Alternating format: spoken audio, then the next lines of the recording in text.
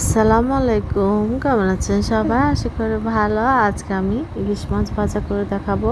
খুব সহজভাবে করার চেষ্টা করছি, আশা করছি আপনাদের ভালো লাগবে। কিন্তু আপনার কয়েকটা ট্রিক্স ফলো করলে কিন্তু আপনারাও খুব পারফেক্ট মজাদার ইলিশ মাছ ফ্রাই করতে পারবেন।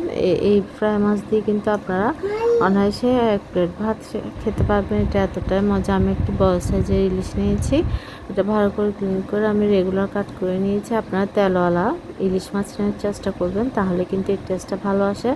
আর আপনারা বড় মাছ নেবেন, ছোট মাছগুলো কিন্তু তেমন একটা স্বাদ হয় না, যার জন্য বড় মাছ ফ্রাই করলে কিন্তু খেতে ভালো লাগে। তাই অবশ্যই বড় মাছ নেওয়ার চেষ্টা করবেন। এখানে মোট 9 টুকরা হয়েছে। আমি কিন্তু মাথা আর লেজটা রেখে দিব।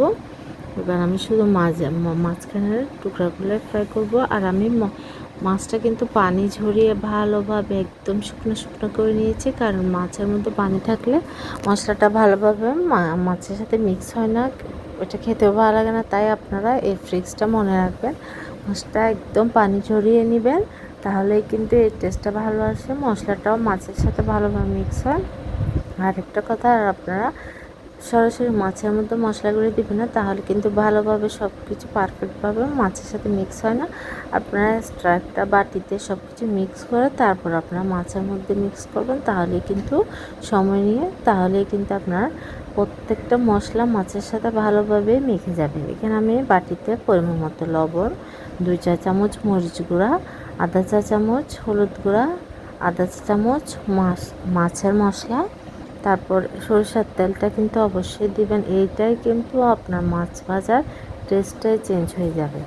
এটা এতটাই টেস্টি হয় আপনি যদি ম্যারিনেট করার সময় সরিষার তেলটা দেন। এখানে আমি 4 চা চামচ সরিষার তেল দিয়েছি, দিয়ে ভালো করে মিক্স করে নিচ্ছি। এটা কিন্তু অনেক টেস্টি হয়, যার জন্য আপনারা ফ্রাই করার সময় ইউজ করতে পারেন, কিন্তু আপনারা ম্যারিনেট করার সময় অবশ্যই কিন্তু আপনারা এই সরিষার তেলটা অ্যাড করবেন, তাহলে কিন্তু এর টেস্টটা অনেক ভালো আসে। আর আমি এখানে আদা বাটা ইউজ করব, আপনারা চাইলে এটা স্কিপও করতে পারেন। আদা বাটা দিলে কিন্তু অ্যালার্জির যাদের প্রবলেম আছে ওটা কিন্তু অনেকটাই কম হয়, যার জন্য আপনারা হজমও কিন্তু ভালো কাজ করে। আদা বাটা শরীরের জন্য ভালো, তাই আমি ইউজ করছি, আপনারা চাইলে স্কিপ করতে পারেন। আমি কিন্তু এটা প্রত্যেকটা মাছের মধ্যে ভালোভাবে হাতের মধ্যে একদম ডলে ডলে মিক্স করে ভালোভাবে ম্যারিনেট করেছি, কারণ মাছের সাথে প্রত্যেকটা মশলা ভালোভাবে মিক্স হওয়ার জন্য। এবার আমি ম্যারিনেট করে রেখে দিব। আমি কিন্তু এটা একটু লং টাইম রাখবো, 2 ঘন্টা আমি কিন্তু এটা ফ্রিজে রেখে দিয়েছি ম্যারিনেট করে, যেন মশলাগুলি মাছের মধ্যে ভালোভাবে ঢুকে। আপনার যতটা মশলা মাছের মধ্যে ঢুকবে আপনার কিন্তু মাছটা অনেক টেস্টি হবে। আর প্রথমে কিন্তু আমি অল্প পরিমাণ সয়াবিন তেল দিয়ে প্রথমে পেঁয়াজ বেরেস্তা করে নিয়েছি। এটা কিন্তু ভাজা মাছের সাথে খেতে অনেক ভালো লাগে, আপনারা অবশ্যই ট্রাই করবেন। ইলিশ মাছ ভাজার সাথে কিন্তু আপনারা পেঁয়াজ বেরেস্তা দিয়ে খেয়ে দেখবেন, একবার দেখবেন এই টেস্টটা কতটা মজা। আপনি শুধু এক প্লেট ভাত শুকনো শুকনো এই মাছ দিয়েই কিন্তু খেয়ে ফেলতে পারবেন, এতটাই মজা। দেখুন আমি তেল মধ্যে কিন্তু অল্প পরিমাণ তেল দিয়ে ভাজছি, কারণ এটা তেলওয়ালা মাছ, তো যার জন্য এটা থেকেই কিন্তু অনেকটা পরিমাণ তেল বের হবে, দেখতে পাচ্ছেন। আমার কিন্তু ভাজা হয়ে গিয়েছে, আমি পরিবেশনের জন্য নিয়ে নিয়েছি। উপর আমি এখন পেঁয়াজ বেরেস্তা দিয়ে দিব। এটা কিন্তু খেতে এতটাই ভালো লাগে, আপনারা অবশ্যই আমার রেসিপি ফলো করে একবার হলো এই মাছটি ফ্রাই করে দেখবেন।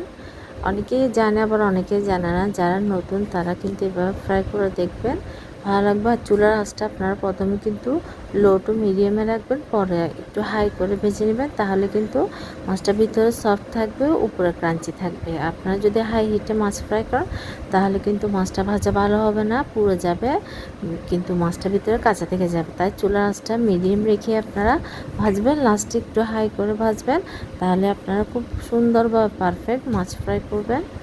আশা করছি আপনাদের ভালো লাগবে। ভুল টুটুল সরি, আল্লাহ হাফেজ, আসসালামু আলাইকুম।